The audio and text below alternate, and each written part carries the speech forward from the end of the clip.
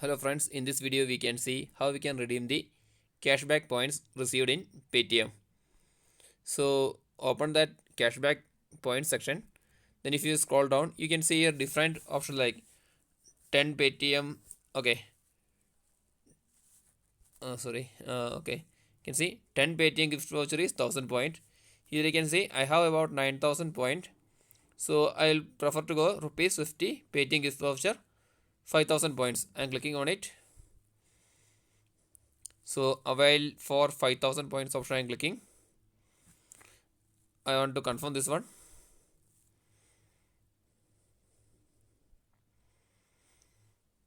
So the process is going on.